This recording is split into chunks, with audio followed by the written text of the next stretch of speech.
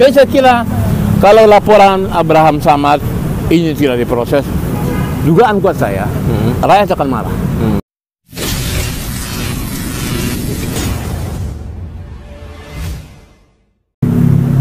Assalamualaikum warahmatullahi wabarakatuh. Apa kabar teman-teman semua? Bertemu lagi dengan saya di channel ini. Saat ini saya sedang bersama dengan Direktur Gerakan Perubahan yang juga Ketua Indonesia Bersatu, Bapak Muslim Arbi. Apa kabar Bang Muslim? Baik. Iya, teman-teman semua, kita akan berbicara tentang masalah PIK 2 karena memang kasus ini sedang sangat ramai dibicarakan publik, mengingat pembebasan lahannya yang berlangsung di kawasan pesisir pantai utara Kabupaten Tangerang itu sedang terjadi kekisruhan karena cara pembebasannya dinilai itu biadab.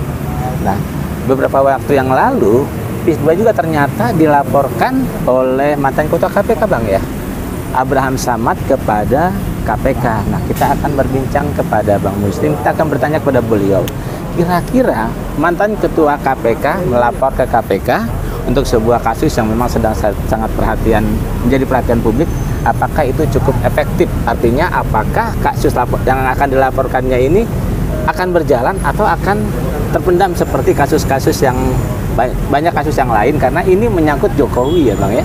Karena kalau bicara tentang Jokowi biasanya KPK itu melempem. Sebagai contoh, dosen UNJ Ubedillah Badrun ya pernah melaporkan anaknya Jokowi, ternyata itu juga sampai sekarang tidak berjalan. Nah, Bang Muslim, gimana menurut Bang Muslim tentang laporan Pak Abraham Samad terhadap PSN PIK 2 kepada KPK? Ya, baik. Bismillahirrahmanirrahim. Assalamualaikum warahmatullahi wabarakatuh. Waalaikumsalam. Selamat sore. Saya memang menyimak dan mengikuti laporan yang dilakukan oleh Abraham Samad sebagai mantan ketua KPK bersama sejumlah tokoh. Di situ diantaranya saya Didu, kemudian ada juga Roy Suryo. Ya, dan sebagainya. Dari awal memang PSN PIK 2 ini dalam kacamata saya ini gratifikasi. Gratifikasi, dan ini mengandung korupsi. Itu dalam kacamata saya. Makanya sebelum laporan Abraham Samad dan kawan-kawan ke KPK, saya sudah punya bukan asumsi, tapi sudah punya keyakinan. Keyakinan ini terjadi corruption corporate state. Jadi korupsi yang dilakukan oleh pihak swasta corporate yang diberikan legitimasi oleh negara. Nah, oleh sebab itu saya malah berterima kasih kepada Abraham Samad dan kawan-kawan untuk melakukan laporan ke KPK. Dan saya punya keyakinan bahwa sebagai mantan ketua KPK, Abraham Samad sangat yakin bahwa ini mengandung unsur korupsi dan gratifikasi, sehingga dia memilih datang ke KPK. Nah, oleh sebab itu, dalam hal ini saya ingin melihat, ya kan, apakah KPK ini tunduk kepada ketentuan konstitusi atau tunduk kepada kepentingan Jokowi dan Agwan. Karena apa? Yang dilaporkan oleh Abraham Samad dan kawan-kawan ini adalah tindakan koruptif, ya kan, tindakan gratifikasi yang dilakukan oleh Jokowi terhadap Agwan. Karena dulu saya pernah mengatakan bahwa di 2016 itu dalam kasus reklamasi, ya kan, di 17 pulau, ya itu sebetulnya kan status Agwan itu tersangka. Iya, betul. Tapi kemudian dilindungi oleh Jokowi ketika Jokowi mengundang Agwan ke istana dengan menggelar karpet merah. Betul. Nah, jadi oleh sebab itu, kalau sekelas Abraham Samad melaporkan dugaan korupsi dan gratifikasi yang dilakukan oleh Jokowi dengan Agwan tidak diusut, yang ngapain ada KPK? Ya kan? Bahkan oleh sebab itu, maka jikapun KPK tidak bertindak, saya berpikir saya mendukung ya kan pengacaranya Hasto, ya kan, untuk mengajukan gugatan ke MK untuk menggugurkan, ya kan, ketua dan para komisioner sekarang ini. Kalau mereka bekerja bukan untuk kepentingan bangsa dan negara, untuk pemberantasan korupsi, tetapi demi melayani kepentingan Jokowi dan kroni-kroninya. Nah ini, jadi kalau kemudian ada anggapan seperti itu, ya nggak salah juga. Kalau lu kerja nggak benar, gitu masalahnya kan gitu loh. Selevel Abraham sama saja lu cuekin, apalagi yang lain gitu loh. Itu kira-kira pandangan saya. Ya, Bang, kan memang kita tahu nih KPK itu di bawah presiden. Ya. Nah, presiden kita sekarang Prabowo Subianto. Nah, menurut Abang, mungkin nggak pengaruh Jokowi itu sudah berkurang di KPK sekarang? Karena kan presidennya beda. Atau memang pengaruh Jokowi masih kuat di KPK? Abang melihatnya gimana? Begini, memang ketika terjadi revisi Undang-Undang KPK dari Undang-Undang Nomor 30 2002 ke Undang-Undang 2019 kemarin, ya kan, yang dulunya KPK itu tidak punya Dewan Pengawas, tapi setelah revisi kan KPK ada Dewan Pengawas yang itu di bawah presiden, ya kan. Tapi dalam hal ini saya tidak melihat itu. Ketika KPK hari ini dibentuk oleh Presiden Joko Widodo, ya kan, pada akhir masa jabatannya, ya kan, dan itu adalah melanggar konstitusi, melanggar undang-undang, ya kan, melanggar juga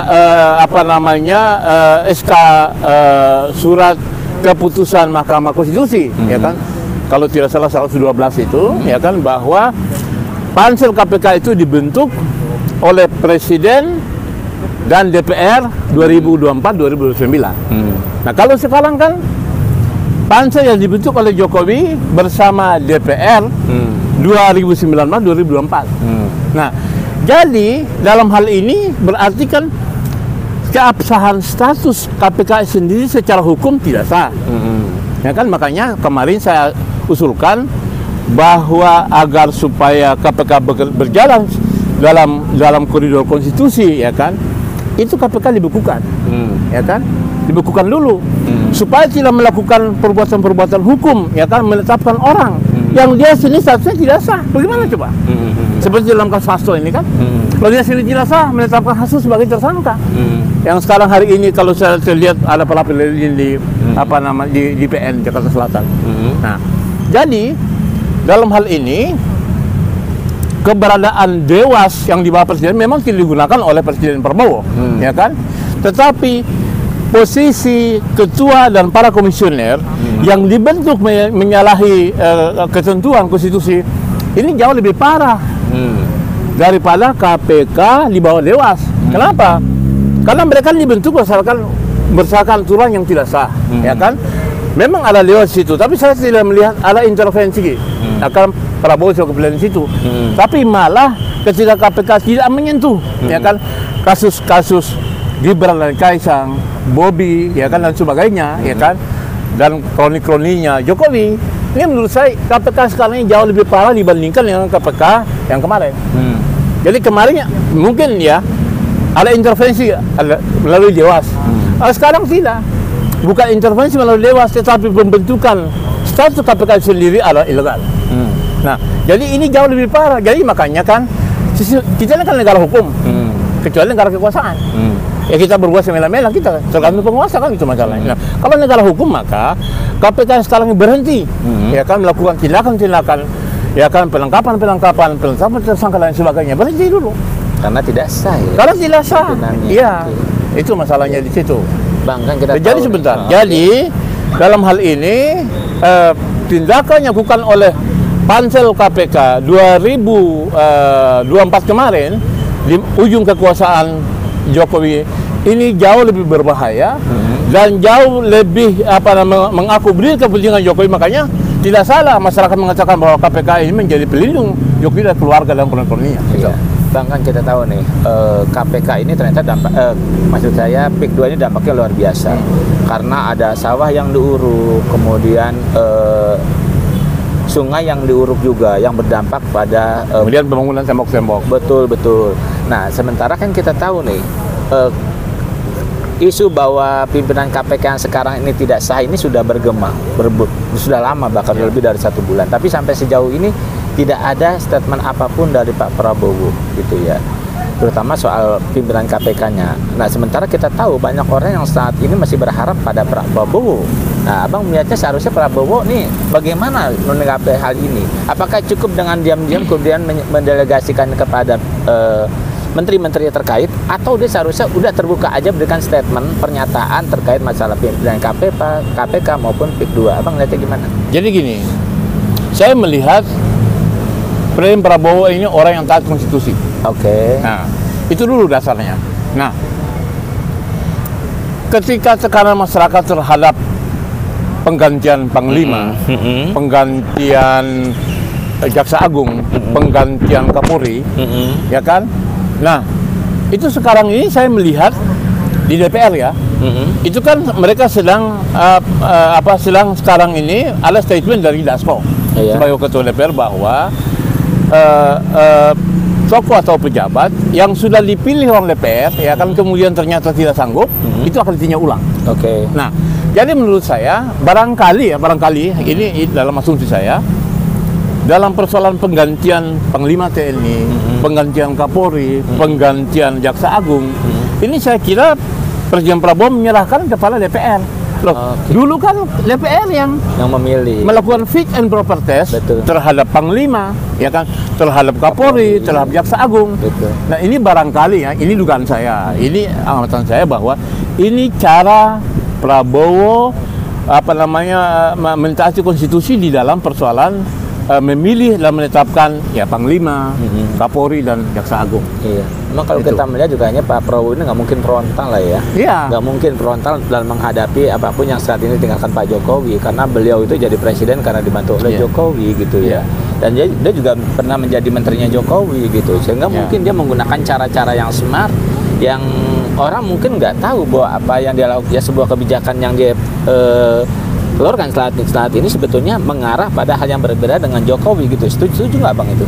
Iya, memang begini kan. Makanya kemarin saya pernah menulis bahwa ketika Presiden Prabowo ini dilantik tanggal 20 Oktober, lalu kemudian Presiden Biden Amerika Serikat dilantik pada 20 Januari, ya kan?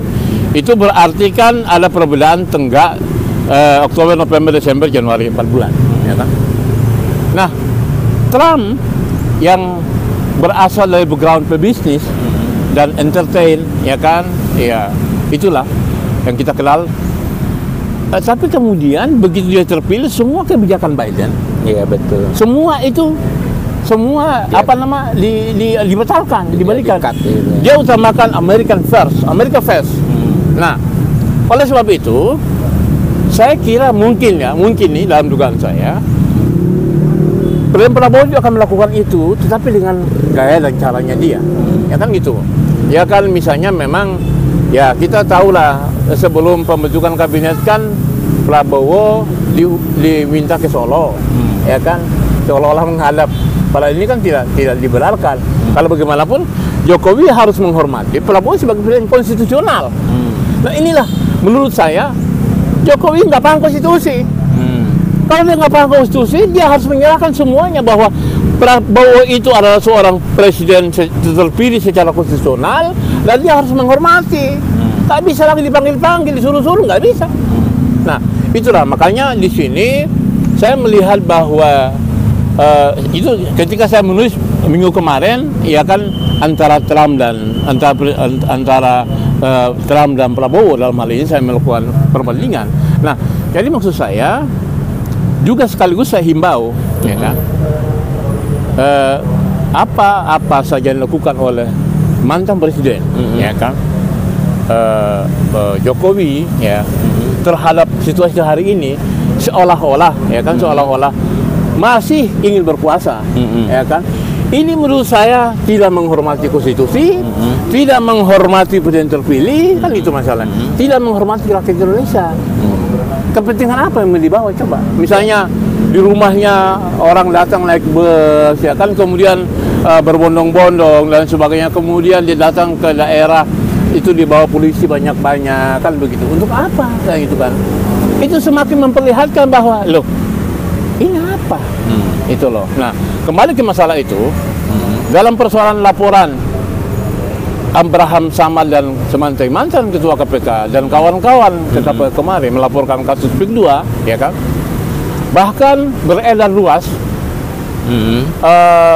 video, ya kan, tentang opini hukum mati terhadap Jokowi oleh Dr. Abdul Hamahua, ya kan, sebagai mantan penasihat KPK selama 8 tahun. Jadi menurut saya opini ini jelas, opini ini tentunya saya yakin Bang Lula sebagai senior saya itu tidak sembarangan.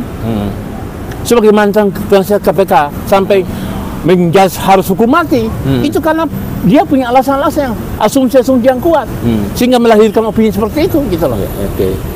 Bang, menurut Abang apa yang akan terjadi kalau laporan Abraham Samad dan kawan-kawan ini diabaikan oleh KPK? Karena kan kasus PIK 2 ini kayaknya bisa menjadi trigger ya. Ya, jadi gini kan, saya juga menghimbau kepada KPK meskipun status keabsahannya itu hari ini ilegal, tidak sah, tetapi dia harus bekerja. Ya kan, kalau tidak bekerja mundur saja, mundurkan diri, membuka diri daripada nanti kemudian dia tidak bekerja sesuai dengan protap, sesuai dengan perintah konstitusi, lalu kemudian akhirnya memancing PIK 2 menjadi trigger, KPK penyebabnya ya diserbu lah. Rakyat yang marah serbu KPK. Dulu KPK bubarkan KPK. Kan jadi chaos kan jadinya kan gitu loh. Iya sih, memang saya kira itu. Iya, memang aku juga menangkap isu Bang banyak yang mengatakan bahwa kasus PIK 2 ini bisa jadi trigger perlawanan rakyat. Jadi gini kan, kalau tidak salah saya dulu kita pernah dalam satu bincang bahwa dulu perang Diponegoro, ya mungkin Bung Maman pernah ingat itu ya, juga dipicu oleh persoalan-persoalan tanah. Nah, jadi kalau hari ini ya kan geramnya rakyat terhadap pengendalian pemerintahan lewat oligarki, ya kan, atau dikenal dengan para naga ini bisa memicu ini. Memicu. Jadi nanti orang berpikir, loh, ini dikira mau main-main sama rakyat, gitu loh. Apalagi kita tahu Banten itu daerah yang dulu juga di zaman penjajahan dulu juga tidak kenal dengan gerakan depisan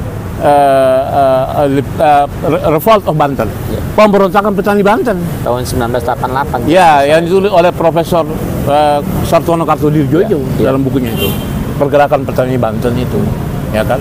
Nah, jadi saya kira jika memang KPK menggunakan akal sehat, saya kira terima saja, karena tidak akan mungkin orang sekelas Abraham Samad itu tidak memiliki satu alasan yang kuat. Betul. Untuk mengajukan laporan itu ke KPK dalam persoalan PSN kedua. Bang, artinya kalau misalnya KPK abai atau diam terhadap kasus PIK 2, artinya KPK ini menempatkan negara dalam bahaya gitu ya. Dan itu dia akan KPK menjadi sumber trigger ya. Dia akan memicu dan memacu kemarahan rakyat, gitu loh. Jadi selama ini memang KPK ini bagian dari Antoni Mulyono, gitu loh, ya kan? Itu sehingga rakyat tidak segan-segan lagi melakukan hal-hal yang menurut mereka adalah hal-hal yang secara konstitusional, ya kan, rakyat marah. Ini apa ini? KPK yang kita bentuk hasil reformasi 98, kemudian kita biaya lewat pajak, gedung yang kita bangun juga lewat rakyat, uang rakyat, kok begini gitu loh. Betul. Cara kerjanya. Jadi saya kira kalau laporan Abraham Samad ini tidak diproses, dugaan kuat saya rakyat akan marah. Dianggap lagi bukan KPK sebagai institusi negara yang dibentuk oleh rakyat, ya kan, untuk memberantas korupsi, tapi malah melindungi korupsi. Ya, teman-teman semua, memang KPK memiliki peran kunci ya Pak dalam hal ini, sehingga memang dituntut ketegasan KPK dan keberanian KPK untuk menindaklanjuti laporan Abraham Samad dan kawan-kawan ya Bang ya. Oke. Bang, terima kasih. Iya. Nah, teman-teman semua, kita bertemu lagi pada podcastan selanjutnya. Assalamualaikum warahmatullahi wabarakatuh. Waalaikumsalam.